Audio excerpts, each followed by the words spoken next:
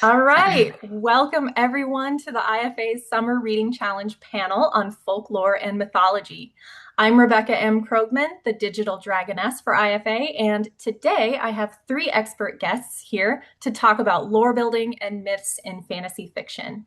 Authors Suzanne D.S. Johnson, Jaxon Charlton, and Cara Blaine. Welcome everyone. So to get started, please tell everyone who you are, what you like about folklore and mythology, and your favorite myth or folk story of all time. Let's start with Cara. Okay, so I'm Cara Blaine. I write fantasy, mostly romantic fantasy of various flavors, mostly adult, but I have a YA book out as well. And what I love about mythology and folklore, I've just always loved it. I don't know, I have a whole shelf of like collections from all over the world of folklore and mythology. I feel like since I was in elementary school, obviously I loved fairy tales, but it eventually the interest deepened, right? So I started reading all sorts. I guess what I like about it is what it shows about like various cultures and values in the cultures and things like that. Um, yeah. And my favorite, what was the last question? My favorite. Your favorite myth or folk story of all time. Okay. Um, my favorite folk story is probably the original Little Mermaid, which I want to say was Hans Christian Andersen, I Mhm. think. I know it wasn't Brothers Grimm, but it's very dark. I don't know if you all are familiar It's with very it. sad. It's very dark and very sad, but it's poignant, and I don't know. I grew up. I was born in 82, so like The Little Mermaid, the Disney version was one of my favorite movies as a young child, and then when I read the original folktale, I was like, whoa, okay. Blindside. Yeah, blindsided, but also, I don't know, there's just something very real about it, I guess. Beautiful. I love that. All right, Jackson. Hey, I'm Jackson. I write young adult epic fantasy, inspired by Greek mythology, but it takes place in its own world. Um, and my favorite myth is probably the story of Prometheus, but I'm also very partial to the Odyssey. Nice. All right, Suzanne. I am Suzanne Johnson. I write under DS Johnson. I write a couple different genres, but my fantasy is an action adventure. Um, I guess it's kind of epic fantasy, but more action adventure, I guess. Um, and I do some romance and some paranormal romance. Um, the thing I like about myths, I guess my favorite myth is Thor. I guess I just love Thor. You know More that than Loki. Viking, yeah, that the Viking era of the creation story and the good bad and the power versus I always got that it was there was this human level to suffering as well as how to overcome it. And I guess that's kind of what I'm drawn to in myth and lore. So Very cool. All right, so you all mentioned that you actually use mythology and folklore a little differently in your writing. So let's start with some of the bigger ideas. How do you use myths or folklore in your stories, and what inspired you most to do it that way, be it a story or a particular author? Kara? Okay. I wasn't sure who's first.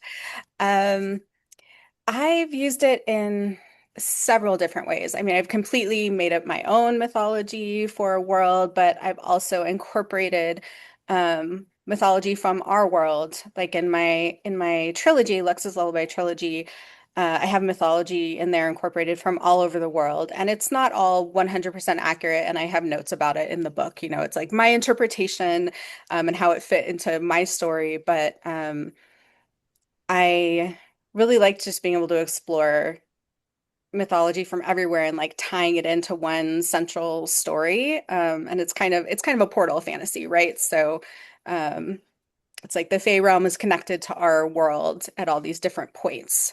So there's a lot of cultural overlap, and every creature we think of as a monster or a fairy or a ghost or a whatever supernatural being is actually from the Fey realm in that series.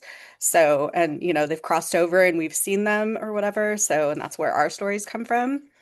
So that's one way I've used it. But yeah, I just like using it as inspiration in general. They say that there's no original story, right? We're all just rewriting the same kind of stories. But we can put our own twists on them and we can make our own unique combinations, I feel like. So I just think that's really fun. Jackson or Suzanne, whoever, if you have a thought, you can go ahead and jump in Yeah. whenever you feel comfortable. Yeah, I'll go ahead. I really like what you said about putting twists on it because that was my original idea is what if the myth of Prometheus happened in another world? And that was fun. And then I took lots of other things from Greek mythology, but I put all of these different twists on them. Like I have a cyclops that's a spider instead of some giant thing, and it's just so fun to do it that way. And it's evolved and become its own thing. And sometimes I don't even reference mythology anymore, and I kind of have just built my own over time. I agree. For me, I like to find the smallest pieces that are um, unique and different that haven't been like blasted to the masses in a current trope. Which of course I love all of the tropes as well, but it's fun for me to the research of it is like to get in and find that little tiny piece that can connect a lot of things, um, but isn't widely known. And so when a reader reads it, it's new and it's fresh and it's like, oh my gosh, that's really cool. I never even thought of that. Or and then you can also use those things to tie in a bunch of different myths and lores, and I like to cherry pick. I like to pull in pieces from places and create new ones. Mhm. I love when fairy tales all get mashed together. That's one of my favorite things. That TV show Once Upon a Time, I loved it. So I think Kara mentioned this too, is that, there's truly no original story in that we often repeat certain themes or certain tropes because they are just things that humans love. We love the story of the hero. We love the story of good versus evil. We love hearing stories about how something in nature or some phenomenon came to be. And every culture has these stories that connect us all together. So, are there particular themes that you feel you connect with more than others that, they're the types of stories that you tend to get drawn to? Hmm. I mean, I like to think of the heroine's journey. I mostly write female FMCs, and there is actually a book, and I can't remember the author right now, but it details the heroine's journey and how it differs from the hero's journey. And that really appeals to me. I also am a kind of a sucker for a prophecy, a reluctant heroine or hero, that kind of thing really shows up a lot in several of my stories. So, yeah. I'm the same. I like the reluctant hero, the character that rises from the shadows to but they don't want the challenge, like they're not seeking for the glory and stuff. And to me that's appealing. I like that kind of character of they'll step up to the plate and get it done if they need to, but they really would rather just kind of live a peaceful life rather than you know being the Gaston of the world. Yeah, I like the reluctant hero too, and I like seeing where that takes them and what the consequences are of their journey. But still, the idea that they would do it again because it was the right thing for them. And another trope that I've been playing around with is how these things change over time, and kind of the idea that different people view things in different ways. And so there's one myth that one character views another way, but then there's another that another character interprets differently. Hmm. Yeah, Yeah, that's in a my really good point. Oh, go ahead. no, I was just going to say that that's something that in my writing I try to utilize the when you've crafted your world and your belief systems and how the world exists within its history and its current and whatever, how does the protagonist view it and how does the antagonists view it, and then how they use the same culture, the same belief, and then how do they fight each other to win out the good versus evil within in the same belief of I'm doing it because it's the right thing to do, or I'm doing it because you think of Thanos, he destroyed the world because everybody would destroy themselves anyway. So let's just get ahead of the curve and take care of it. Or, well, let's let people play out how they're going to destroy themselves versus destroying them and then, whatever. So it's fun to be able to play with those and each character how they're going to perceive that knowledge within themselves and then inflict it on the world. Hmm. Yeah, I really love that idea of perception being a huge part of what meaning you take out of folklore and mythology, and um, how that can affect the protagonist and the antagonist differently if they have different interpretations. A lot of times the antagonists, they're not just mustache twirling, they really believe that they're right about something, about how they interpret the world and what they think the right solution is. And it made me think of one story in my books, as they've got stars, right? And they've got constellations. And there's one constellation called the Lost Lady, but the story of the Lost Lady changes depending on whether you're telling it from one point of view or another. In one story, she's a mother who accepted the power of God's transformation to turn into a bear to protect her children. And the story is about self sacrifice and selflessness. But in another version of the same folklore, the same myth is that she gave everything that she loved up in order to become a monster that was strong enough to save herself. And that ultimately she was very selfish and that everyone around her suffered because of it. So you get very different tellings from people in the world who have different people telling them these stories and different mythos, within their small worlds. So what does the Lost Lady mean? Well, up to the reader's interpretation, right? Depends on who you ask. Yeah. Okay. All right. Next question is, I think that, what's really neat about borrowing from real world folklore is that it can almost teach you too. It can highlight aspects of culture or ways of life that might otherwise be really foreign to the reader. And every place in the world has this unique way of storytelling, unique ways of interpreting the forces of nature or of interpreting gods, and unique relationships between the mythological powers and the mundane. And actually, another author that I think of with this is Elena Shalest. She introduced me to Ukrainian folklore with her short stories. And it's fantastic because not only did I get to read a great story, but now I know a little bit more about Ukrainian folklore and culture.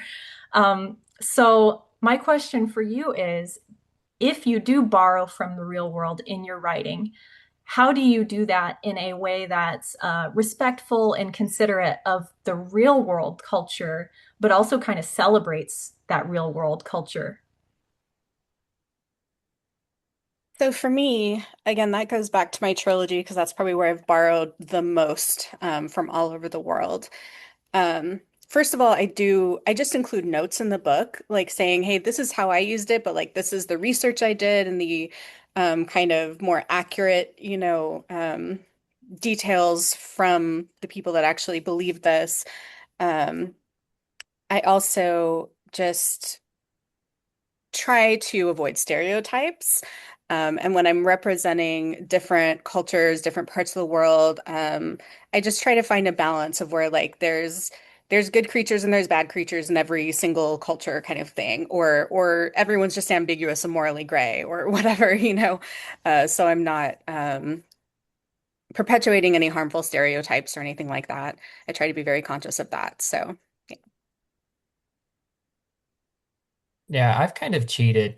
My stuff is different enough, and I tried to leave it. I like what Kara said about ambiguous. Like I've tried to leave it ambiguous about what is right or wrong within these cultures, and just playing with the fact that these things just are. Like this is just how things are, and there's nothing right or wrong about it. It's just what it is, and there's a lot of exciting stuff in that. I agree. There's for me, I try to make it as part of um because it's a part of the world and it creating the characters to have different perspectives of that, I think allows that human relatability to where they could relate to that character or they could relate to that character because of how the perception is being utilized in the story, that it's not just this is the one way and these are the one people and this is the how it is going to play out. um I leading into that ambiguity part, but kind of just creating the character within that so that that's what they believe, and then it kind of displaces the responsibility of portraying a particular um, myth or rule of the myth or offensive nature or something that might be considered unkind to that, because then you could say, well, this other character says this and thinks this is more like what I'm aligned with, and this character's over here, and then they could be more aligned with that. And then you can kind of just skirt around whether or not you're having to, you know, pick one side or another. Yeah, I like that. I like that too. I also write in multiple point of views, so that is interesting. Like getting to see which characters believe different things about the world, and playing with their cultures and the differences, and then even having characters caught in the middle. Mm.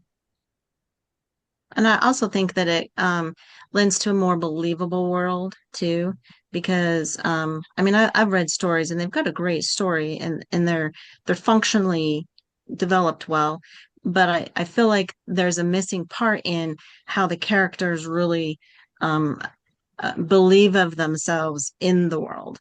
And I think that I personally am a character writer. So my stories develop through my characters as they if something needs to happen in the story and I know my character particular, character A isn't going to do it, I create character B so that character B will do what needs to be done to move the story along so that I'm not betraying the character that I've developed in that. And I think that that leaves a lot of room to be flexible when you can still adapt for your plot, still adapt for your rules of your world. Because in fantasy, and when you're adapting myth and lore and things into a real life type scenario, the last thing you want to do is say, well, they have magic. Well, but like why and how and what are the rules of magic? And if this person's rules of magic are this way, but this person's rules of magic are this way, then you don't have a cohesive structure. And so being able to define the characters within it in a believable way allows you to have a lot of ways you can manipulate to get to where you want to go. Yeah, I really appreciate how all three of you kind of brought up that this folklore and mythology within a world is is so closely tied to each character's belief system. So almost next to these things is things like religion, their faith that they choose that they have, or maybe they don't have a claim a particular faith, and that's unique to each character. And then you've also got things like superstitions, and all of those are kind of tied into defining who that character is. And we don't necessarily, as the author, make a moral judgment about whether they're right or wrong about any of these things, but that they're behaving in a way that makes sense given the structure of all of those things, affecting how they think they should behave, or things that they're afraid of, or things that they're hopeful for. And it could be Which different from also, person to person. yeah, for sure. And it also adds for the ability to have um, broader scope in your characters. In my fantasy, I'm working on the sixth book. It's a 5 book series right now, but it will be 12. Um, and the it's based off of kind of a World of Warcraft gameplay, like the MMORPG. Um, so it has like the fighters and the rogues and the healers and the like the role playing of it. And two of the characters are representative of like a dwarf aspect to like the human and the orc and the elf and stuff, which it's different. It's not the traditional um, elf stuff, but their belief, they have a lot of superstitions in their little world. And instead of, uh, but I've been able to take their superstitions and create the comic relief of what needs to happen. And so one of them eats a lot. He can eat as much food as you possibly, and he's still tiny, and they make jokes about it. Or, but the superstition is he has to eat cheese for some reason, right? I mean, and it's silly, but that's the stuff that you can like that just kind of breaks up the monotony of the story or the intensity of the story. They don't go through doors without a certain protocol because that's their superstition. And then that turns out to being something that is kind of a joke later, but it becomes endearing later. But then and so you can really play a lot with that um, when you need something to further the plot or to break it up or to kind of take a step back and relieve your reader from the intensity of perhaps what might be going on. And I think gives you a lot of flexibility. Yeah, and in the same sense, I like when the reader knows the truth about something, but the character is completely wrong about it and a little bit arrogant about it. Because sometimes there are places where my reader has seen a myth on the page, sorry, but we've got another character who thinks something completely different about it, and I think that makes for a fun sense of irony. Mhm. I really like that you've pointed out that the myth and folklore work that you've done building your stories isn't just kind of it's not really even just a background feature, it's oftentimes got an implication for your plot or ends up being really important for your plot. There might be a decision point where somebody does something one way specifically because of a superstition or because they believe in this prophecy or because of a myth that or a fairy tale that their mother told them when they were a kid. Do any of you want to talk about that a little bit more? I because I'm more of a character driven, um, when I'm creating the rules of the society in which they're going to participate in, um, some of the questions that I ask is is this character going to support these? Is this character going to reject these? Is this person going to be um, the person that carries something through? You know, as far as the so when you get into how you're weaving in that to their character, um, I kind of put it there to begin with, and then that way I know that if the plot is moving into this one direction and these characters aren't going to be the ones to do this bad thing or this good thing, then somebody else will. And so it's already a part of their belief system in their character, and it's easy to insert or, take them out when needed because you've already decided that that's who they are. Okay. Yeah, in my work in progress, there's a prophecy that really drives the story forward. But when you have a prophecy, one thing I've discovered is that it's hard to make that not drive the plot because you've got this idea of what's going to happen and where it's going to end. And one thing you can do is go all Greek and make it as vague as possible. Um, but another something else I've been playing with is what each of the different characters want from the prophecy. So there's this set thing that they know is going to happen, but one character might want it to happen. And so they're doing everything they can to bring it to pass. But then you've got another character who's doing the exact opposite and trying to stop it. And that's a ton of fun to play with. Yeah, I agree. Prophecies are super fun. And it is, if you have a prophecy in your story, it has to be integral to the plot, right? But having it be seen from different perspectives. And I'm also a fan of the very vague prophecy that keeps the characters and the reader guessing as to what this really means or how it's going to play out. Mhm. Great. All right. So, um, again, thinking about some of the more unique aspects of folklore in one of your books, be it one that's published or one that you're working on right now, tell us a little bit more about it. How did you come up with that bit of folklore? Maybe where was it inspired, or did you just completely, imagine it on your own and it's just this really bizarre little thing? And how does it affect your story? Without any spoilers, hopefully. If you can tell us that without spoilers, great. And if you can't, then skip that part. Hmm. And I can give you a moment to think because that's kind of a hard question on the spot. An example from my work is a little bit of maybe history or maybe it's just a myth. One of the islands in my Mer Kingdom is considered cursed and haunted, largely because a long, long time ago, a woman was betrayed by her true love. And they say that she left her noble family and ripped her own heart out so that she wouldn't have to feel pain anymore, and she transformed into a vengeful demon who kills everyone that approaches her. Therefore, no one goes to that island.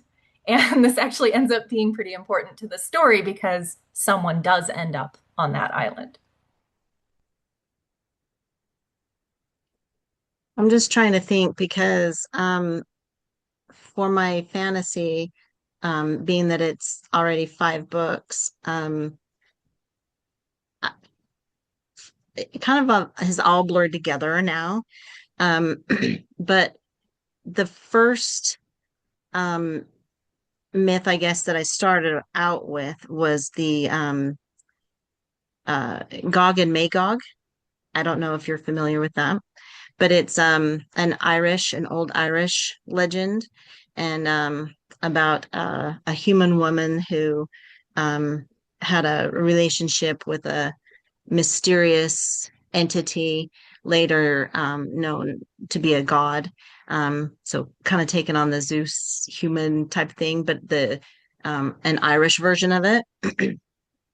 And there was a battle in the Gog and Magog, and it's called the Second Battle. And so that was the the keystone, I guess, of how my world began because I took um the god and the woman and the children that they had, and then created the world for them to be able to move the story through. So that's where it started, but then a lot of things have come in after that. But so an old Irish legend, the Gog and Magog. Very cool. Kara, have you managed to mix any Little Mermaid stuff into your books?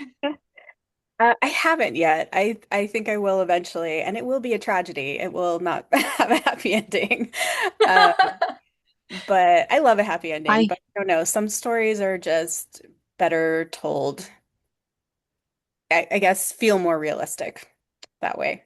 Um, so as far as inspiration, like I for my debut novel, which I've since unpublished and rewritten, it was YA fantasy. It is now high romantic fantasy adult. Um, but I just saw like the name of a TV show and it gave me this name for a character. So I also am pretty character driven in my writing. And so this character, the name of the show, you guys might have watched it. I never even watched the show, but it's called The Sandman. I think it's on Netflix. And it gave me this idea for a king with dream magic. And that has to make that make sense, I had to expand the lore, right? And like the magic system and the world history and everything. So I now will have a 7 book series because there are kingdoms on this continent, and each one has a patron god or goddess, which they gift the royal family, the ruling family of that nation, with a specific power related to that god or goddess. So in book 1, it's called Deception of Dreams, and the god is Sonos, god of dreams and nightmares, right? And then the current one I'm writing, the goddess is Caliph, the goddess of order and chaos. So it all just started though with that one little title, right, of a show. Um, and I built it all up around that. So, and I have origin stories. I have all these novella ideas. I have a novella written actually that I'm revising for an origin story for one of the kingdom's people. So yeah, it just kind of writes itself after a certain point. I don't know. Hmm. Yeah, and amazing that one small idea kind of spurred you to build all of this extra world. Yeah. Very cool. Yeah, I like that. Mine, and I've mentioned this a couple times, but my debut novella spawned from the idea of what if instead of giving the world fire, Prometheus gave the world magic. And I love that idea of getting to see how magic progresses the world and what is the good and evil of magic.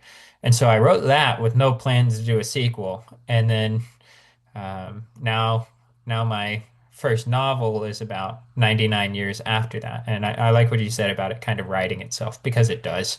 And there's so much to explore with that idea that I don't know when I'm going to get out of this world. That my That was next, how mine worked oh, out. go ahead. That's how mine worked out, is that I started writing stories for my kids as a bedtime story, based off of a video game that my husband and I used to play. And so the character is my husband's game character and my game character, and then how they evolved. And then I moved them into a real life scenario. And then taking, the different lore and things, and then it writes itself, it creates itself. And before I knew it, it was 12, there's 12 realms in the book. And the world was cohesive and balanced at one point. So in the Battle of Gog and Magog, the god of the world comes and um, he curses the world basically with evil creatures because the children are fighting and they're not getting along. And so then there's these creatures that are supposed to humble the children and supposed to make them get along and fight the creatures, but instead they create realms to separate the creatures that can live together and the creatures that can't live together and whatever. And the god comes back and is like, well, that's not what I meant. I mean, it is how you solve the problem, but not what I meant. And then they had another big fight, and then he says, okay, well, I'm gonna send, you know, a boy child to square everything up. And that's where the prophecy comes from.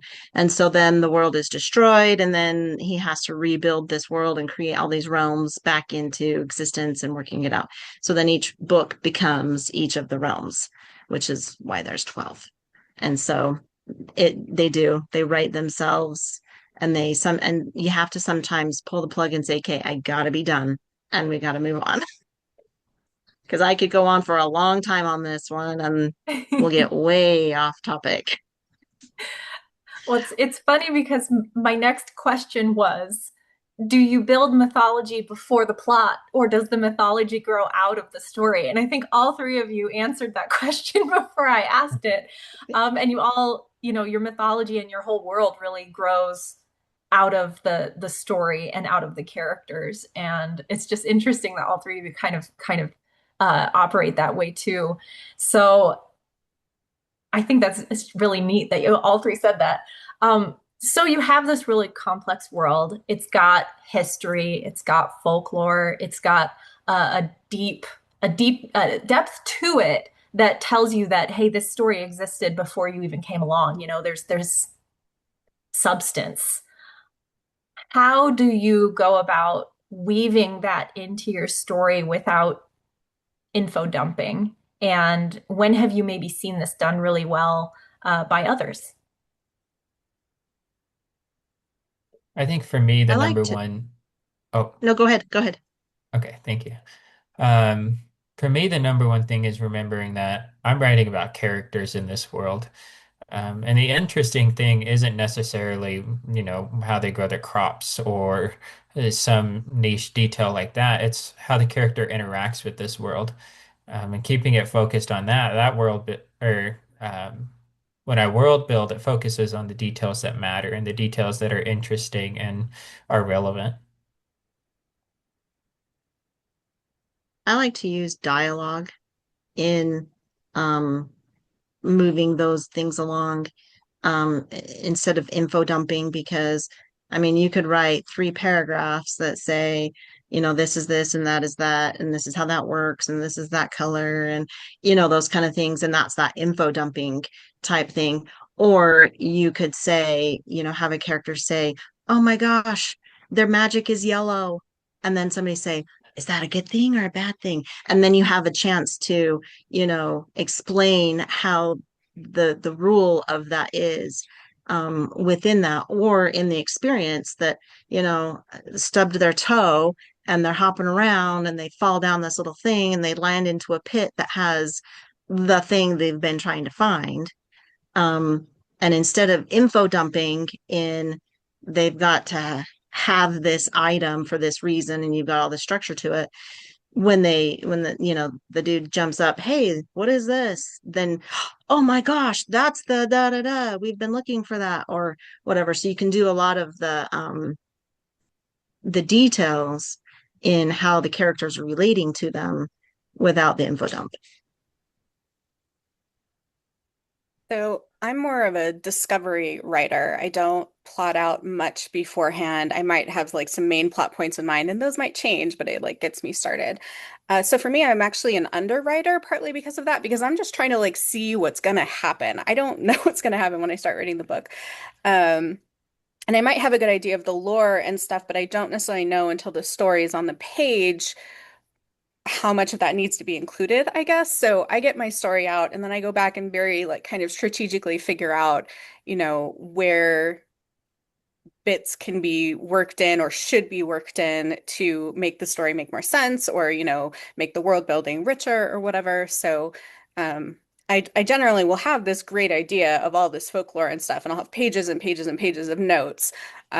Very little of that makes it into the story, but what does make it in is very carefully and strategically placed. And yeah, sometimes it's in dialogue, sometimes it's in like inner thought monologue kind of thing. Um, but I like to do it, I like to incorporate it in a variety of ways, and I like to do it after I have that rough draft written so that I can really be careful to not info dump, but also, to include enough, I guess.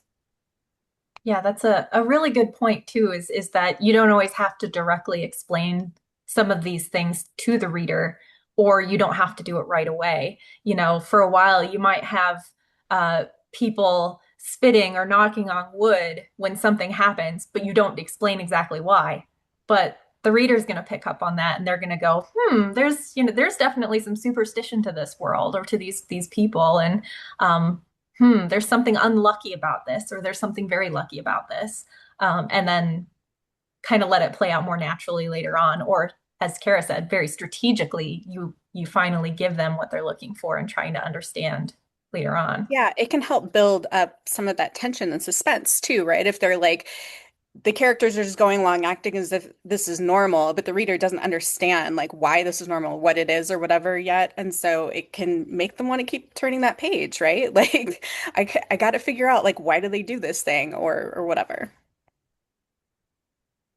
How do, in your stories, in other stories that you've read, how do myths and folklore possibly even influence politics or social structures in the world or cultural norms? And if you have examples from your books, awesome, or just ones that you've seen where you're like, man, that was really effective. I really like that question.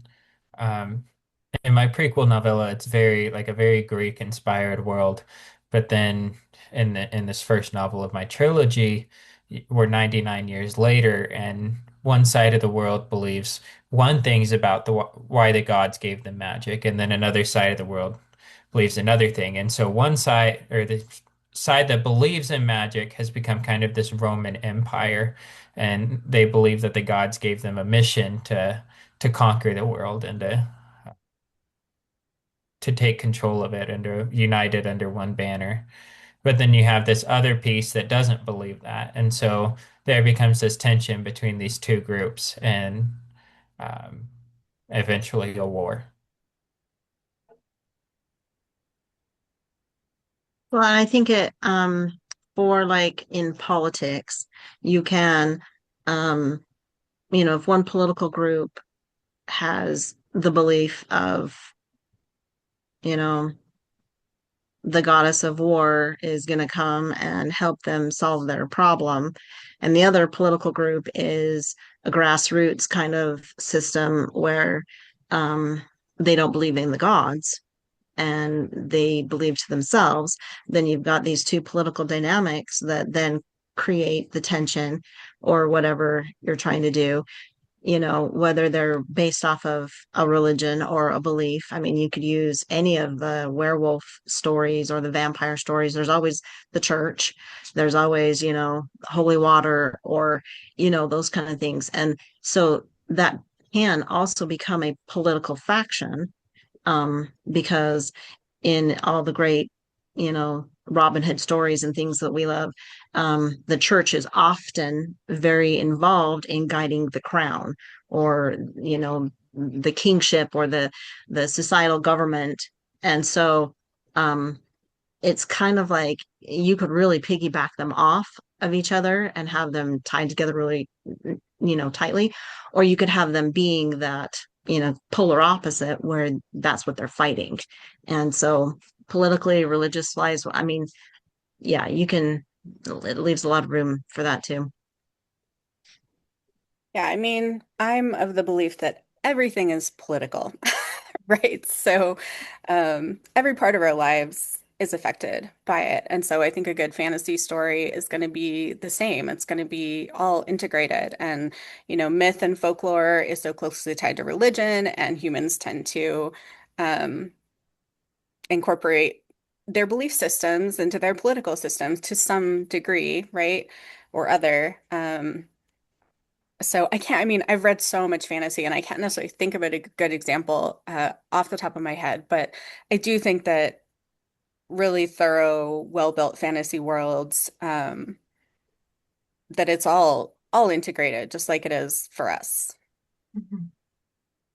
So partly because of how closely all these things are tied, um, do you tend toward revealing in your books whether a particular part of the lore is actual truth, or do you tend to leave it pretty nebulous as to really whether one side or the other was ever really completely right? I like ambiguity, and I like different sides being right about different things and being wrong about different things, and I think that's cool to play around with because like I said, in some instances the reader knows, and the reader then becomes torn between the sides because what version of right do I like? What version of wrong do I not like? I agree with that. And it also adds a human element to your bad side too. I mean, we don't want our evil characters to be strictly just plain evil. We want to kind of love them in a way, because then it makes their downfall rewarding to us, and we don't typically see it as we love the bad guy, but um, we either feel bad for them or we can understand where they're coming from or why they believe their aspect of it, and so then it creates a stronger um, tug of war between the right and the wrong. And then, some people want to read a book because they love the bad guy. They want the bad guy to win. And so so they're on team bad guy and opposite. So I agree. I like to being able to leaving it up to the reader to decide whether or not it was good or bad. Yeah, I agree with that. I do feel like most of my books have had like an obvious villain, but the current book I'm writing, there really isn't one. I mean, there is. There's someone who's instigating the problem, right? But it's so understandable as to why he's doing that, that there's really just two sides to the story, throughout the whole book. So it's pretty ambiguous, and I'll be curious to see like who readers really side with. I think it's going to be maybe not perfectly evenly split because obviously like the FMC is in one camp. But yeah, I like for it to be ambiguous because it does feel more realistic as far as just how people operate. Yeah, makes sense. That'll be very interesting to see too, making your antagonist maybe villain, maybe not villain, too easy to empathize with. Um, do any of you have any other points you want to talk about of folklore or building, world building, anything else like that? Hmm, All right.